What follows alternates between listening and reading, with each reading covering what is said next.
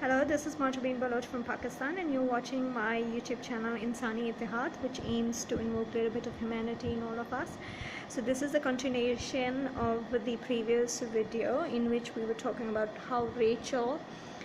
thought that her younger son is more deserving to get Prophet Isaac's blessing than her elder son Asaph. In this context, we would see what was a mother thinking, because we know for the fact that that this phrase goes, a mother knows her children very well, and this was her basis, because she realized that Asaph would not be suitable for the covenant that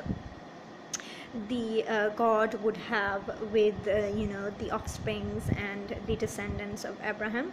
And it went on to become a true assessment of Rachel,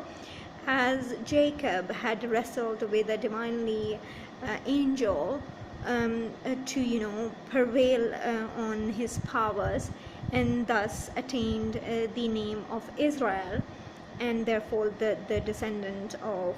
Abraham, Isaac, and Jacob are called Israelites, or Bani Israel, children of Israel. And this was the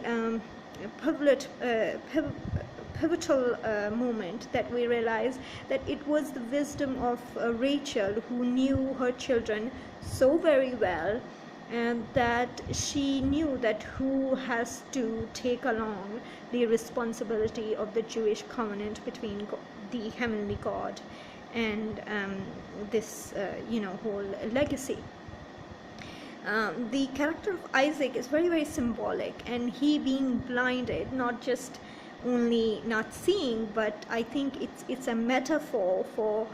that. As a father, he was blinded with love for both his sons, and he was very concerned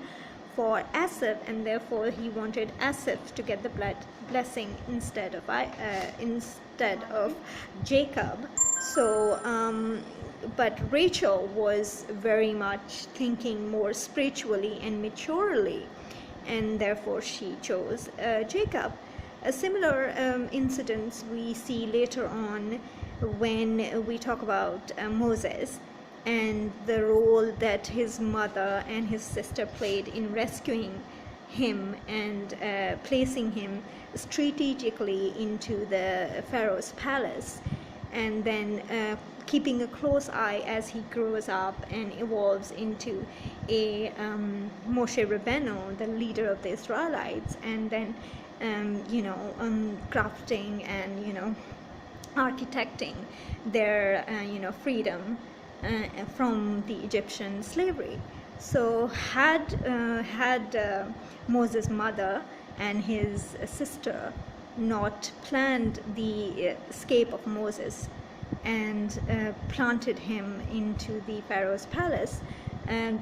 Passover that we celebrated today is the 4th of April, and it is the last day, also marking the Easter festival for Christians, it won't be that celebration. So this occasion marks the important roles the Jewish matriarchs played in designing the Jewish history.